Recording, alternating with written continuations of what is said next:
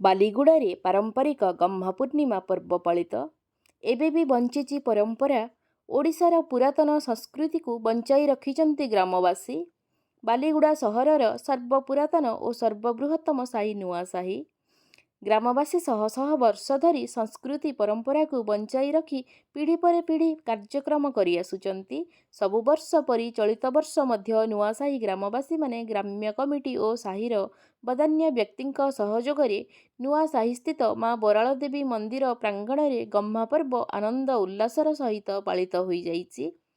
ଗ୍ରାମ୍ୟ କମିଟି ସଭାପତି ଜଳେନ୍ଦ୍ର ପାତ୍ର, ସମ୍ପାଦକ ମାନସ କୁମାର ମାୟତ, ଉପସଭାପତି ସୁବ୍ରତ କୁମାର ପ୍ରଧାନୀ, ସହ ସମ୍ପାଦକ ଗୋପବନ୍ଧୁ ବିଶୋଇ, ଶିକ୍ଷାବିତ୍ ତଥା ଶିକ୍ଷକ ବିଶେଶ୍ୱର ପ୍ରଧାନୀ, ଟିକେଶ୍ୱର ବେହେରା, କୋଷାଧ୍ୟକ୍ଷ ଅଶୋକ କୁମାର ସାହୁ, ସାମ୍ବାଦିକ ତଥା ସଭ୍ୟ ବିଭୂତି ଭୂଷଣ ଲହରିଆ, ସାମ୍ବାଦିକ ପ୍ରମୋଦ କୁମାର ଦଣ୍ଡସେନା, ଜଗନ୍ନାଥ ବିଶୋଇଙ୍କ ନେତୃତ୍ୱରେ ଆୟୋଜିତ କାର୍ଯ୍ୟକ୍ରମରେ ଗ୍ରାମର ବରିଷ୍ଠ ନାଗରିକ ଯୁବଗୋଷ୍ଠୀ ଯୋଗ ଦେଇଥିଲେ।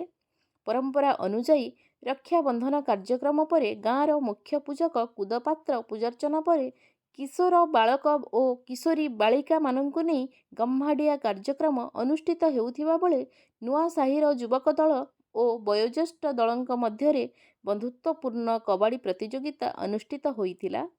କମିଟି ପକ୍ଷରୁ ଉଭୟ ଦଳକୁ ପୁରସ୍କୃତ କରାଯାଇଥିଲା।